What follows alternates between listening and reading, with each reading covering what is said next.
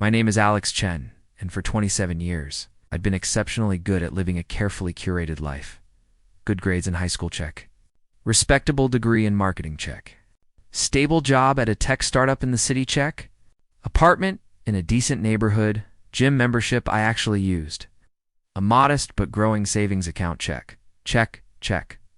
On paper, I was winning. In reality, I was coasting through a life that felt like it belonged to someone else. The apartment I shared with Julian Reeves was a compromise, born of economic necessity. San Francisco rents being what they were, even my decent salary couldn't justify a one-bedroom in a safe neighborhood. So 6 months ago, I'd answered a Craigslist ad that read quiet, clean professional seeks. Same. LGBTQ plus friendly. No drama. The LGBTQ plus friendly part hadn't meant much to me at the time. I'd figured it was just standard inclusive language, the kind of thing everyone put in their ads these days. I showed up to view the place on a Saturday afternoon, met Juliantle, Leanne, with dark curls that fell into his hazel eyes and a shy smile that seemed apologetic for taking up space, and signed the lease that same day. He was a freelance graphic designer who worked mostly from home, creating brand identities for small businesses and startups. I learned this in our first week living together. During those awkward getting-to-know-you conversations that happen over coffee in the kitchen, both of us hyper-aware of being strangers, suddenly sharing a bathroom. Julian was easy. Easy to live with, I mean. He was quiet without being cold, thoughtful without being intrusive. He did his dishes, paid his rent on time, and kept to himself mostly. We'd exchange pleasantries in the morning. Sometimes watch a show together in the evening. But mostly we orbited each other like distant planets sharing space, but not gravity. I told myself I preferred it that way. Connection meant complication. I'd structured my entire life around avoiding complications. But there were moments, small, fleeting moments, when I'd catch myself noticing things about Julian that I had no business noticing. The way he'd bite his lower lip when he was concentrating on a design. Laptop balanced on his knees as he curled up on the couch. The careful way he made his morning coffee, like it was a meditation rather than a routine. The sound of his laugh, rare but genuine when something actually struck him as funny. The way his eyes would light up when he talked about a project he was passionate about, his whole demeanor shifting from reserved to radiant. I noticed these things the way you notice background music in a coffee shop. Present, but not demanding attention. At least that's what I told myself. That Thursday evening, I left work early. A migraine had been building behind my eyes all afternoon, the kind that made the fluorescent office lights feel like daggers. My manager, Sarah, had taken one look at my squinted eyes and pale face and told me to go home before I contaminated the whole team with whatever plague. I was incubating. I wasn't sick, just stressed. Overwhelmed, running on too little sleep and too much caffeine. But I didn't argue. The thought of my quiet apartment, my comfortable bed, maybe some mindless TV, sounded like paradise. The rain had started during my commute, a steady autumn downpour that matched my mood. By the time I reached our building, I was damp and irritable, my shirt clinging to my shoulders where my umbrella had failed me. I climbed the 3 flights to our apartment, keys already in hand. Thinking about nothing except getting out of my wet clothes and into something comfortable, I unlocked the door. I had stepped inside, and that's when everything changed. The living room was dim, curtains drawn against the gray afternoon light. For a split second, I thought the apartment was empty. Julian often went to coffee shops to work when he needed a change of scenery.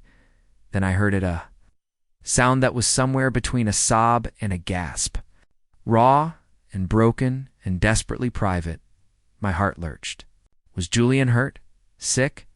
I dropped my bag and moved quickly toward his bedroom, where the sound was coming from. His door was cracked open, just an inch or two, and warm light spilled through the gap. "Julian, you okay?"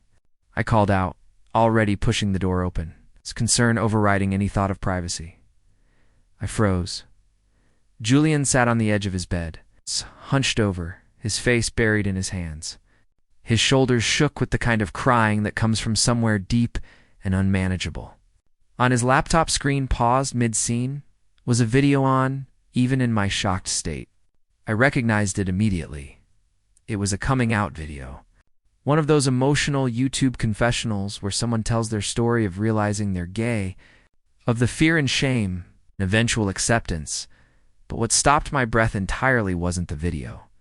It was the photographs scattered across Julian's bed. Dozens of them. Printed photos, the kind you get from those instant cameras, corners curling slightly. Photos of Julian with another man, laughing, embracing, kissing. Photos that radiated joy and intimacy and love. And in the center of this constellation of memories sat a single photograph. Clutched in Julian's trembling hand, a picture of him and the same man, foreheads pressed together, eyes closed. Looking like they contained entire universes in that single moment, Julian's head snapped up.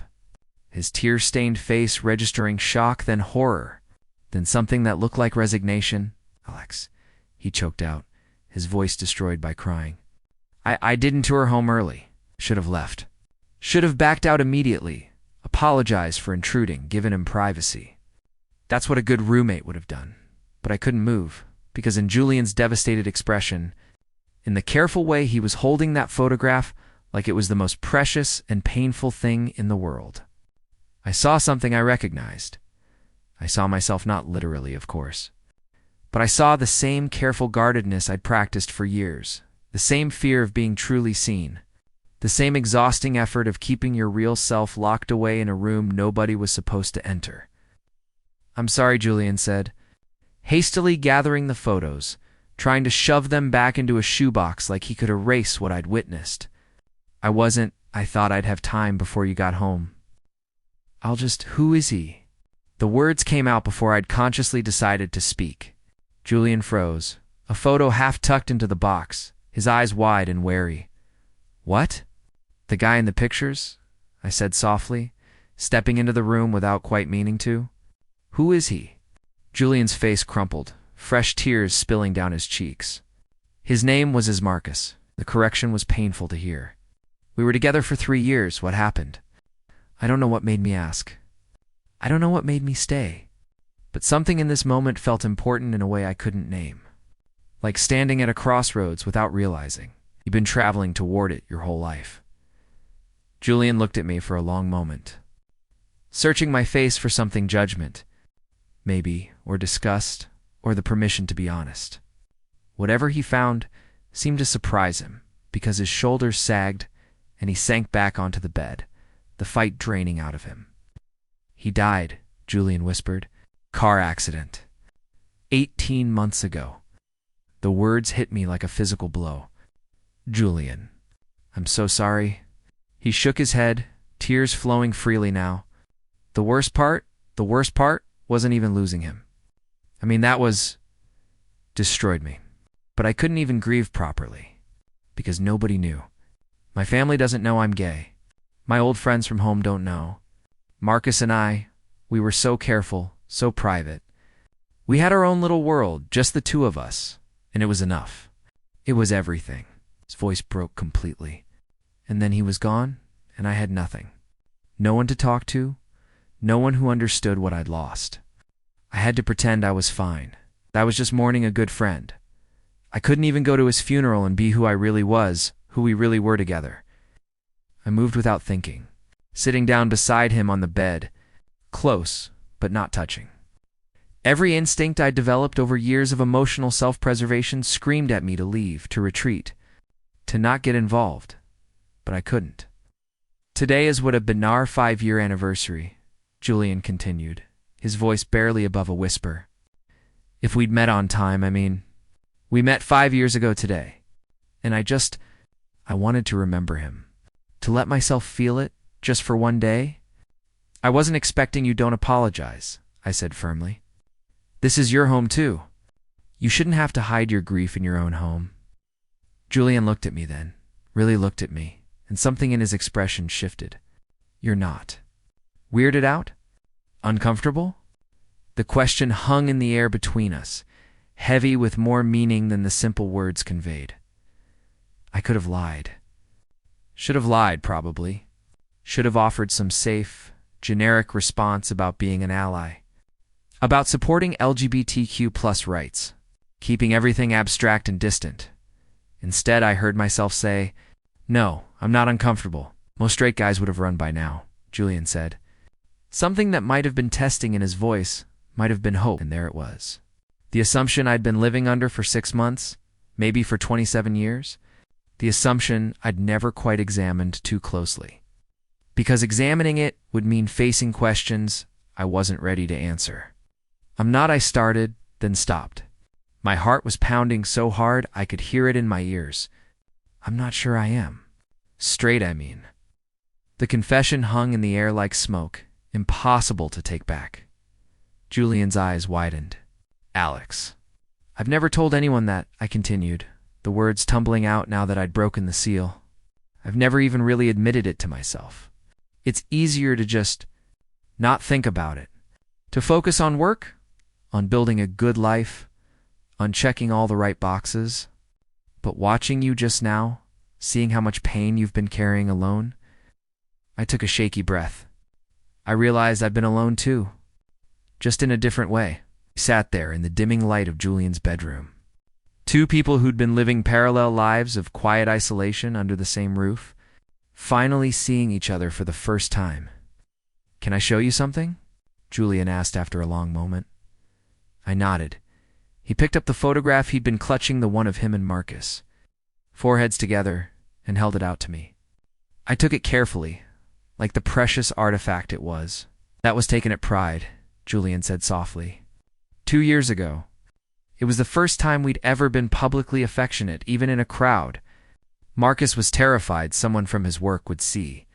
He wasn't out there either. But in that moment, we just stopped caring. For 5 minutes, we got to be exactly who we were. I studied the photograph. Both men looked so young, so happy, so free. "You look beautiful," I said, and meant it. Julian's breath caught. "Thank you. That means more than you know." He stood and began gathering the other photographs, but this time without the frantic shame of earlier. "Marcus would have liked you, I think.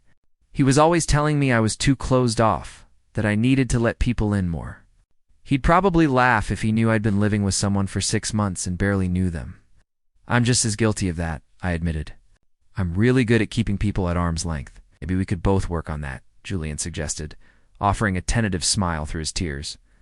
"Be less strangers, more actual roommates, maybe even friends." "I'd like that," I said, and realized with a start that I absolutely meant it. As I stood to leave, to finally give Julian the privacy he deserved, he touched my arm lightly. "Alex, what you said earlier about not being sure, there's no rush to figure it out. And if you ever want to talk about any of it, I'm here. You gave me the gift of being seen tonight. I'd like to return the favor if you'll let me." Something warm unfurled in my chest, something I hadn't felt in longer than I could remember. "Thanks, Julian." Really, that night, lying in my own bed, staring at the ceiling, while rain pattered against my window. I couldn't stop thinking about the photographs of Julian and Marcus, about the visible love between them, the freedom in their smiles.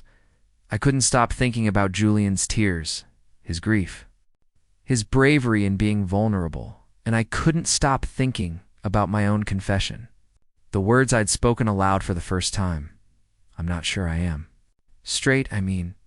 I'd crossed the threshold I couldn't uncross. And somehow, terrifyingly, that felt exactly right.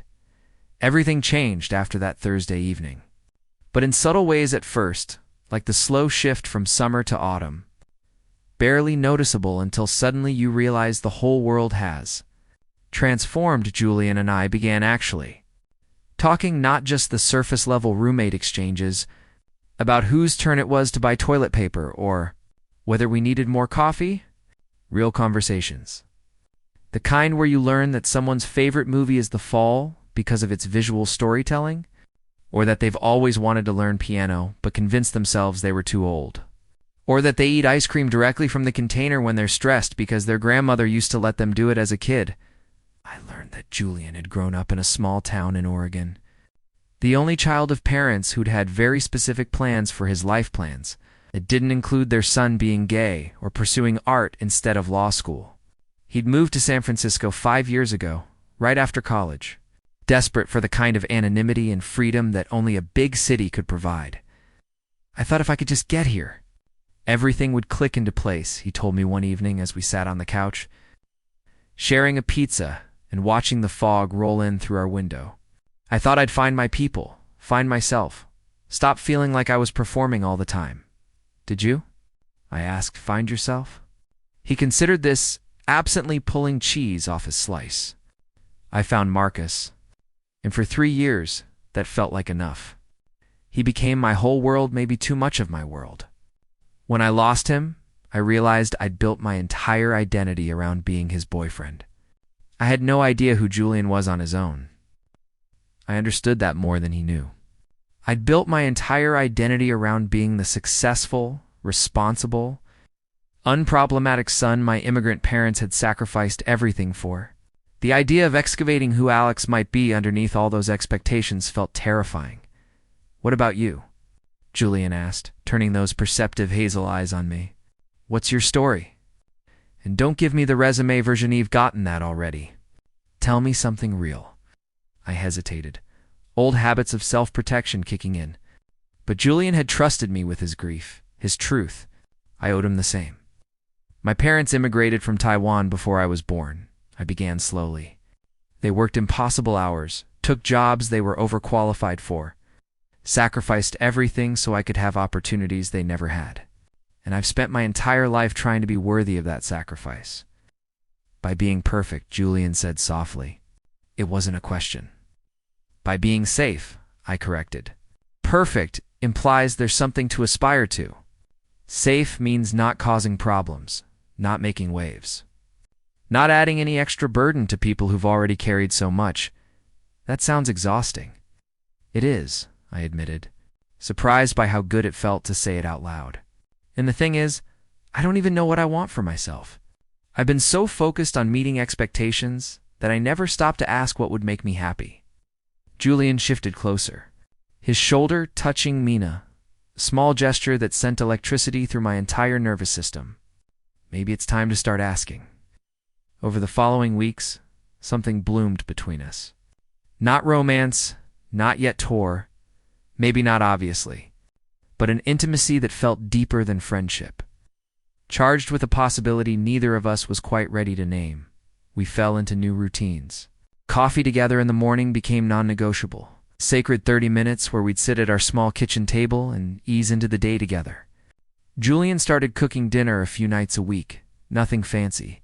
Just simple pasta or stir-fry, but eating together, sharing the mundane details of our days, became the highlight of my week. I found myself rushing home from work, making excuses to leave happy hours early, just for the chance to spend evening hours with Julian. We'd watch movies curled up on opposite ends of the couch, though the space between us seemed to shrink each time. We'd talk until late into the night, sharing the kind of vulnerable truths you only tell people you trust completely. And I was changing. Subtly at first, then undeniably. I started paying attention to things I'd spent years ignoring.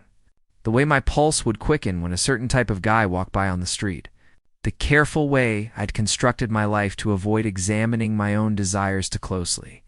The hollow feeling in my chest that had been there so long, I'd stopped noticing it until Julian's presence began to fill it. One Saturday afternoon, Julian invited me to his room to see a project he was working on. He'd been commissioned to design a logo for a new LGBTQ youth center, and the excitement in his voice when he talked about it made him glow. I wanted to feel hopeful, but not naive, he explained, showing me variations on his laptop. These kids are dealing with real pain, rejection from families, discrimination, violence. But I want the design to remind them that there's also joy waiting. Community, love, the freedom to be themselves. This one, I said, pointing to a design that incorporated rainbow colors and a subtle, sophisticated way spiraling outward, like growth, like possibility. It feels like a promise. Julian beamed. That's exactly what I was going for. He paused, then added more quietly, you have good instincts about this stuff. You understand the emotional resonance. Maybe because I'm starting to understand it personally, I said. The words hung between us, heavy with implication, Julian saved his work and closed his laptop, turning to face me fully. We were sitting on his bed, close enough that I could see the flecks of gold in his hazel eyes, could smell the subtle scent of his collant scent, and warm. "Alex, can I ask you something?" His voice was gentle but serious. "Always. That night when you came home early, when I was falling apart, you said you weren't sure if you were straight. Have you thought more about that?" My heart began to pound, but I didn't look away. Every day. And I took a breath, standing at the edge of a cliff I'd been circling for weeks, maybe for years. I think I've known for a long time. I just didn't have the courage to admit it. Easier to stay busy, stay focused on other things, never examine it too closely. And now? Julian asked softly. Now I have a reason to be brave. Julian's breath caught. The air between us felt electric, charged with all the unspoken feelings that had been building like a storm. "What changed?" he whispered. "You," I said simply. "Knowing you, seeing you, be so honest about who you are, even with all the pain it's brought you. It made me realize I've been living half a life, and I don't want to do that anymore, Alex." Julian reached out, his hand hovering near mine, not quite touching. Asking permission, I closed the distance, lacing my fingers through his. The touch was electric, intimate in a way that had nothing to do with sex and everything to do with being truly seen. We sat there, hands intertwined, both of us trembling slightly. "I need to tell you something," Julian said, his voice shaky. "And I need you to be honest with me about how you feel, okay? No politeness, no protecting my feelings." "Okay," I agreed, my pulse racing. "I have feelings for you," he said in a rush. "Real feelings. I've been trying to ignore them, trying to tell myself it's just loneliness, or gratitude, or misplaced grief.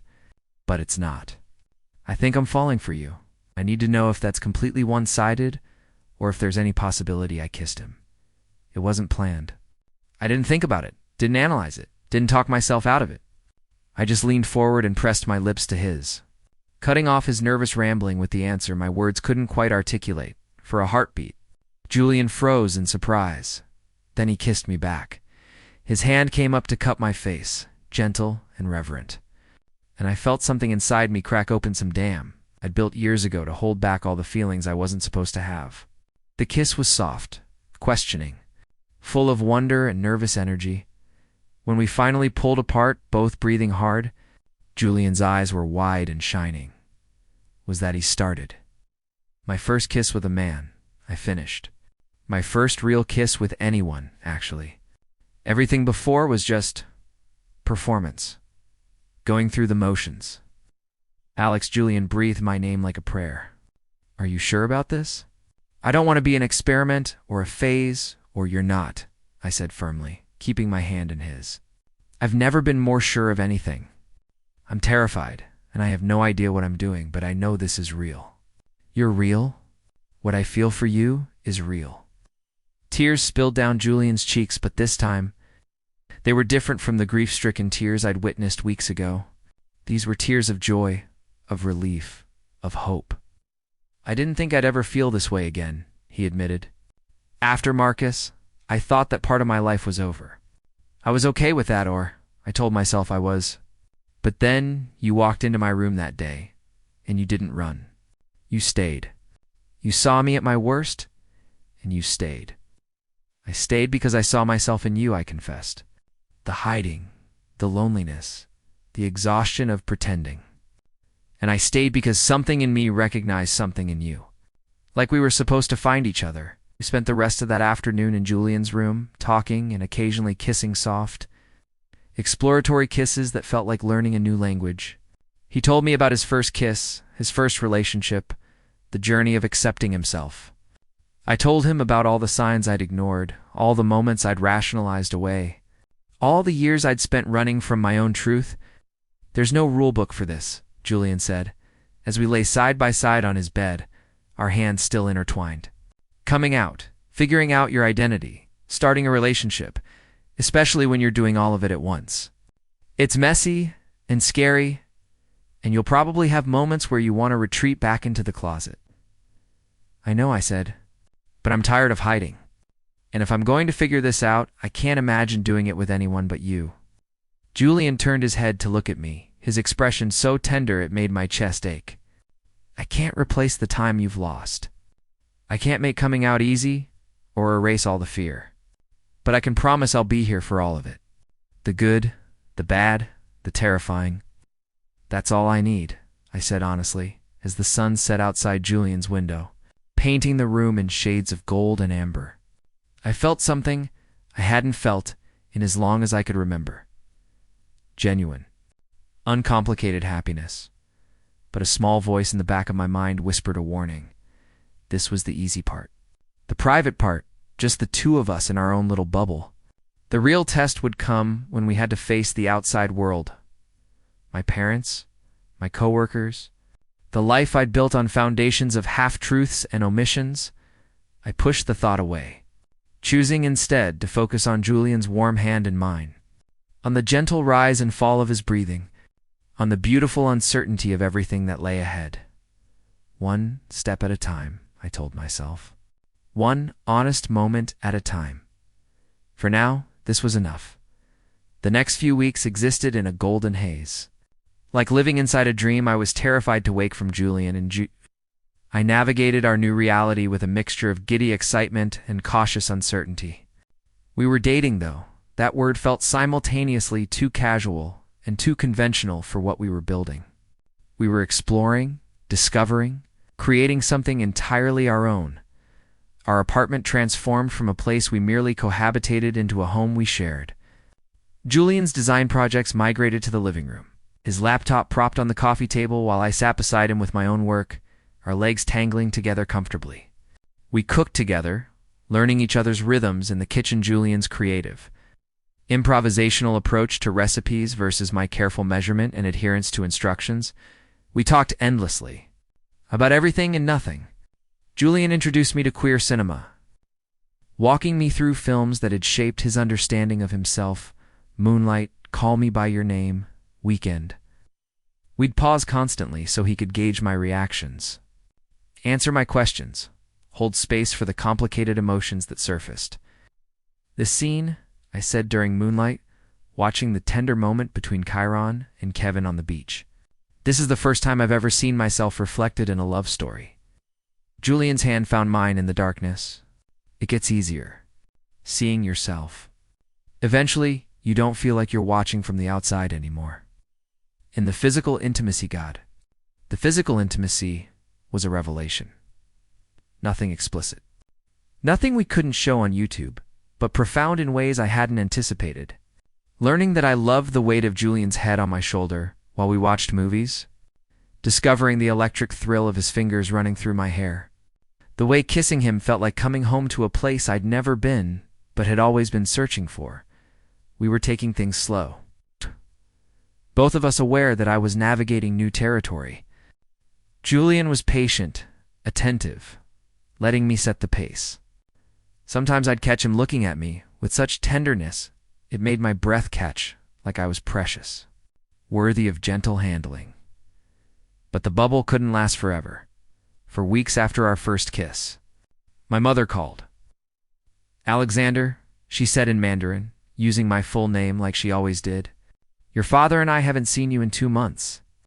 We're coming to the city this Saturday for dim sum. You'll meet us." It wasn't a question.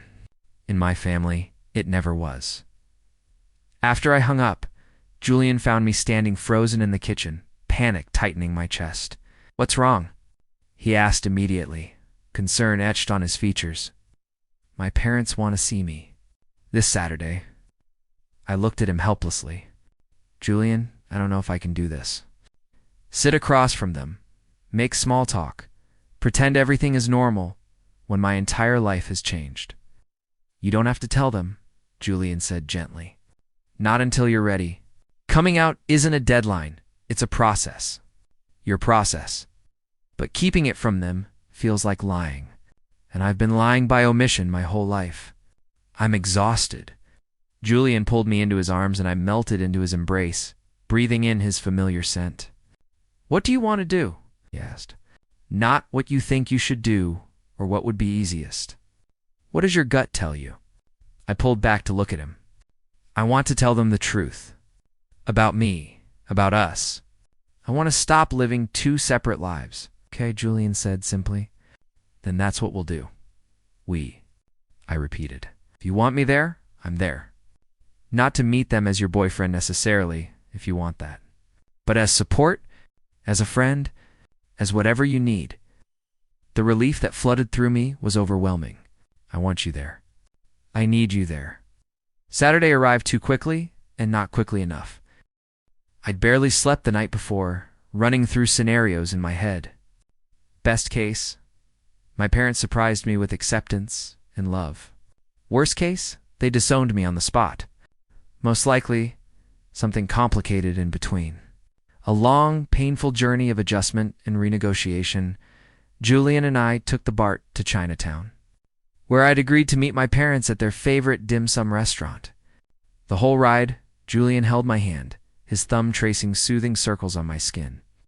You don't have to do this, he reminded me as we climbed the stairs from the station.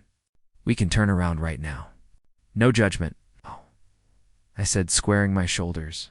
I need to do this. For me, my parents were already seated when we arrived, my mother's sharp eyes tracking me as I navigated through the crowded restaurant. I saw the exact moment she registered Julian's presence beside Mitha, slight narrowing of her eyes. The questioning look she shot my father. Mom, Dad, I said in English, my voice steadier than I felt. This is Julian. My roommate, my mother repeated, her tone suggesting she heard the inadequacy of the word as clearly as I did. We sat down, the tension thick enough to cut. My father, always more reserved, nodded politely at Julian. My mother began ordering food in rapid Cantonese. Her movements precise and controlled, which I knew meant she was processing, analyzing, drawing conclusions. The small talk was excruciating. My job fine, my health good. Whether I was eating properly? Yes, Mom. Julian sat quietly, respectful, but not invisible. His presence a steady anchor beside me.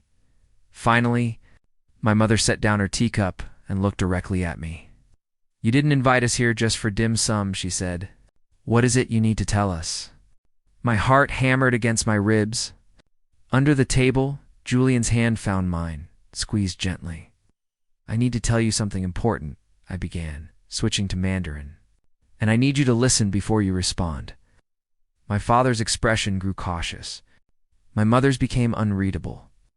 I'm gay, I said, the words falling into the space between us like stones into water. I've known for a long time, but I was too scared to admit it to myself, and especially to you. I know this isn't what you expected. I know it's not what you wanted for me. But it's who I am. Silence stretched out, broken only by the clamor of the restaurant around us. My mother's face had gone very still. This roommate, she said finally, her eyes moving to Julian. He is more than a roommate. It wasn't a question, but I answered anyway. Yes, Julian is my boyfriend. It's more silence. My father looked down at his plate. My mother's jaw tightened. How long? She asked. We've been together for a month. But I've known I was gay much longer. Years. And you said nothing. My mother's voice was tight with emotion I couldn't quite name. All this time, you said nothing. I was afraid, I admitted, feeling tears prick at my eyes. I was afraid of disappointing you. Of being a burden, of adding one more thing for you to worry about after everything you've already sacrificed. Stop. My mother held up a hand, her own eyes glistening. When she spoke again, her voice was thick. Do you think we sacrificed everything so you could spend your life afraid? So you could hide who you are and be miserable? I stared at her, unable to process what I was hearing. We wanted you to have freedom, my father said quietly, speaking for the first time. Freedom to choose your own path, to be yourself. That was the whole point of coming here, of all the hard work. I don't understand, I said. You're not angry? My mother sighed, a sound that seemed to carry decades of weariness. I'm angry that you continue 1213 Amfelt. You had to hide this from us. That you thought our love was so conditional? She paused, dabbing at her eyes with a napkin. Am I surprised? Yes. Will I need time to adjust? Yes. Do I have questions and concerns? Many, But Alexander, you are my son. That doesn't change. The dam inside me broke. Tears streamed down my face as I struggled to breathe through the overwhelming relief. Julian's hand tightened around mine. My mother looked at Julian properly for the first time. You make him happy? She asked in careful English. I try to, Julian responded, his voice gentle. He makes me happy too. Good, my mother said firmly. That's what matters. She turned back to me, reaching across the table to grip my hand. We have a lot to talk about. This will not be easy for any of us, but we figure it out. Together, as family. My father nodded in agreement, his expression softer than I'd ever seen it. We love you, son. All of you. Not just the parts that were easy for us to understand. The conversation that followed was messy, emotional, imperfect. My mother had questioned some awkward, some touching, all coming from a place of trying to understand. My father was quieter, but his acceptance was clear in the way he asked Julian about his work, making space for him in the conversation. It wasn't a fairy tale ending. My mother admitted she'd need time to process, that she worried about discrimination and hardship. My father asked if I was sure, gently suggesting that sexuality could be fluid. I recognized as his way of trying to make sense of this new reality. But they didn't reject me. They didn't walk away. They ordered more food, and we kept talking, building bridges over gaps that had existed for years. When we finally left the restaurant hours later, my mother hugged me tightly. No more hiding, she whispered in Mandarin. Promise me. Promise, I whispered back. She turned to Julian, studying him for a moment, then pulled him into a hug too. You take care of my son, always, Julian promised. On the BART ride home, I leaned against Julian's shoulder, emotionally exhausted but lighter than I'd felt in years. You okay? Julian asked softly. Better than okay, I said. I keep waiting for the other shoe to drop, for it to have been a dream. But it was real. They know, and they're still here. Of course they are, Julian said, kissing the top of my head. You're their son, and you're pretty incredible. That night, curled up together on the couch in our apartment, I felt the final pieces of my old life falling away. The fear, the hiding, the exhaustion of maintaining a facade of it, dissolving like morning fog. I love you, I said suddenly, the words surprising both of us. I know it's fast. I know we're still figuring things out. But I love you. I needed you to know that. Julian's face transformed, joy radiating from every feature. I love you too. I have for weeks, but I was trying to give you space to figure out your feelings without pressure. No more hiding, I repeated my promise to my mother. Not from you, not from myself. No more living half a life. No more half measures, Julian agreed, cupping my face in his hands. Just this. Just us. Just the truth. He kissed me, and it felt like a beginning, not just of our relationship, but of everything. The life I'd been too afraid to claim, the happiness I'd been too cautious to pursue, the love I'd been too scared to believe I deserved 3 months later. My mother invited us both to their house for dinner. She butchered Julian's name pronunciation and asked inappropriate questions about our relationship. But she also showed him photo albums from my childhood and taught him how to make my favorite dumplings. 6 months later, Julian took me to Pride, my first ever. Standing in the crowd, surrounded by thousands of people celebrating exactly who they were, I finally understood what Marcus and Julian had felt in that photograph from 2 years ago. Freedom, belonging, the simple, profound joy of not having to hide. Thank you, I told Julian that day. Shouting over the music and celebration. For what? He shouted back, grinning, for being brave enough to fall apart in front of me. For trusting me with your grief. For showing me that vulnerability isn't weakness. It's the only path to real connection. Julian pulled me close. And we swayed together in the crowd to people who'd found each other in the aftermath of pain and fear. Who'd chosen courage over comfort, truth over ease. I thought about the rainy Thursday evening when I'd walked through our apartment door and stumbled into Julian's grief. The moment that had split my life into before and after. If I could go back and tell my past self what was coming, the fear, the uncertainty, the painful honesty required, would I? Absolutely. Because that moment of walking in on my roommate at his most vulnerable didn't just change everything between us. It gave me permission to finally, truly become myself. And that was worth every scary, beautiful 2 years later, Julian and I moved into a bigger apartment. One with a home office for his growing design business and enough space for me to finally start painting something I'd mentioned once in passing that I'd loved as a kid. And Julian had never let me forget. My parents visited regularly. My mother still occasionally said things that made me wince, but she also told her friends about my son and his partner. With a pride that moved me to tears, Marcus's photograph still sat on Julian's nightstand, now joined by pictures of us, our life together. Julian had learned that honoring his past didn't mean being imprisoned by it. That love wasn't a finite resource, but something that could grow and expand to hold multiple truths at once. I came out at work, bracing for awkwardness, but finding mostly acceptance. Some relationships shifted, but the ones that mattered deepened. I learned that authenticity had a cost, but so did hiding, and the price of hiding was always higher. We weren't perfect. We argued about stupid things like whose turn it was to clean the bathroom and whether we could afford the vacation Julian wanted to take. We had moments of doubt and fear, times when old insecurities crept back in, but we chose each other every single day. We chose courage over comfort, honesty over ease, love over fear. And it all started with a moment I couldn't have anticipated, walking through a door on a rainy evening, finding my roommate at his most broken, and discovering that the bravest thing I could do was stay. Love found me. I finally stopped running from myself, and it changed absolutely everything.